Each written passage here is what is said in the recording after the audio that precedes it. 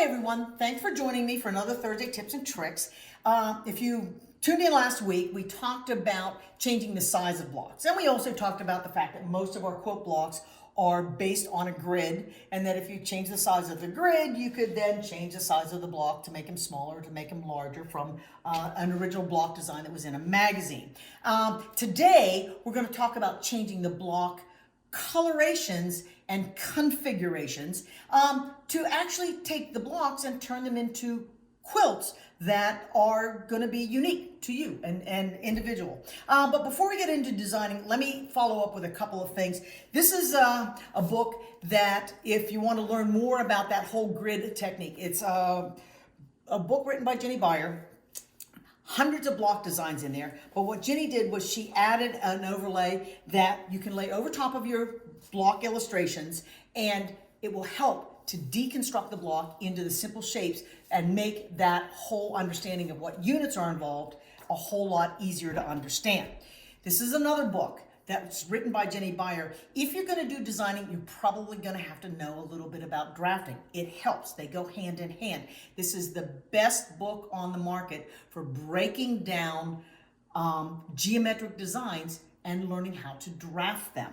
And there's a book that I'm going to highly recommend for design that is near and dear to my heart. Dorian Spectra was a mentor of mine 30 plus years ago, and I loved her whole philosophy and approach to quilting, which was learn to make basic shapes well, and you can build a lifetime of different quilts.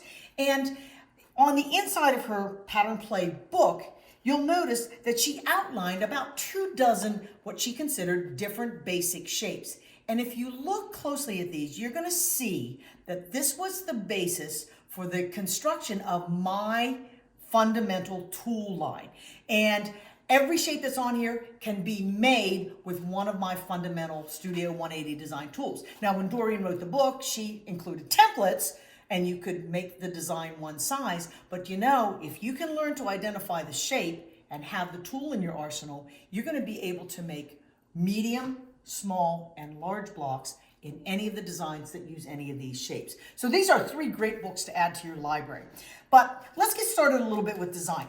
Years ago, I've been designing for 40 years, I used to create my designs like this. I had graph paper, I would sketch out a block, sometimes I'd photocopy it, I'd color it one way, color it another way, and begin to design a quilt with this manner. You can still do it this way, but it takes a little bit of time.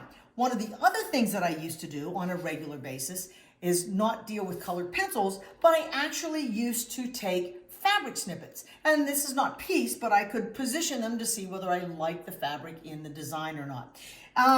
We've come a long way in 40 years. We now have design programs, specifically EQ programs, and we have what we use here at Studio 180, Adobe Illustrator, which are design programs that make things more efficient and much faster to be able to change our mind and come up with different designs. So I'm going to show you what next part of the demonstration from our Adobe Illustrator program that I did just last night when I was trying to come up with what we were going to talk about today.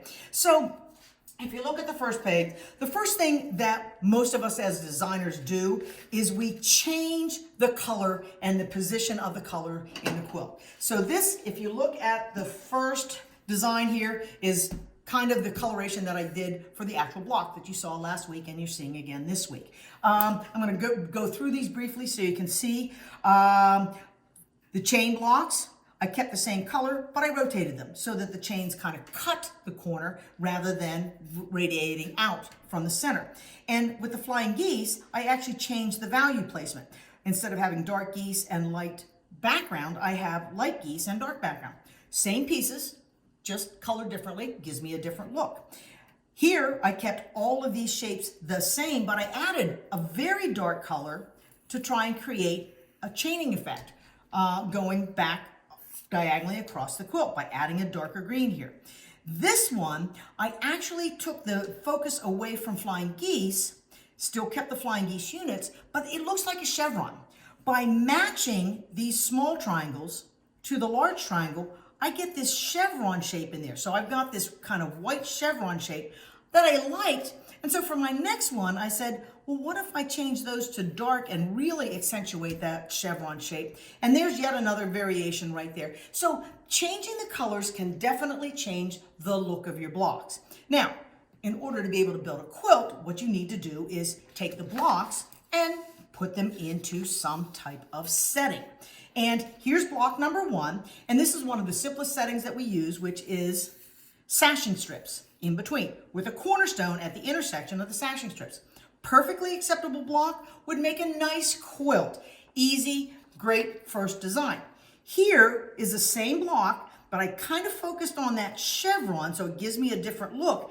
Kept the sashing strips the same, as you saw here, giving me a totally different looking block. And when you look at this one, I took both of those 2 blocks, pulled them into the program, kept the sashing strips in between, but alternated block 1, block 2, block 1, block 2. All of these are nice, simple, easy designs that you could actually turn into quilt projects. I'm going to move those off to the side and come back to block number 1. One of the tricks that I do frequently when I'm on my program is I'll take the block and I'll overlay it. I have one block here and I have the same block, but I've overlapped the corners on that. And what it does is it creates an overall look to my project, but it's actually constructed with that same block and sashing method. Here's the block, here's the sashing, and it has that overall look because the sashing is pieced. There it is with block number 1. Here it is with block number 2. I kind of like that one. I actually like that one better than this one. So I actually went a little bit further and took that block and sashing, created the interior, and added an interesting piece border around the outside. So this is how some of my design processes and my thoughts go when I'm doing the designing for a possible future quilt or a possible future pattern.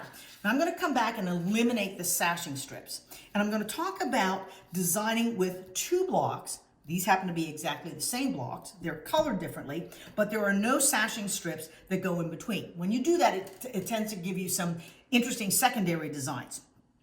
When I looked at the first one, when I laid the blocks out, 1, 2, 1, 2, 1, 2, it was way too busy. Not my best, it wouldn't end up being a quilt. So what I started to do was make simple changes. Block 1 stayed the same, but I took these light green squares and I turned them into dark green squares to see if I could create something that I liked even better.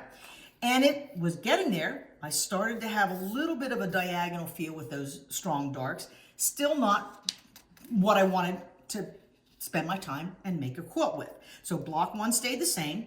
And I took the flying geese, and instead of having them come out from the center, I rotated them. So I rotated each one of those. And so now, instead of a light chevron and a dark chevron, now I'm seeing the stars. I know I'm gonna like this better because I'm starting to see alternate blocks from one to the next. Still not quite where I wanted it to be.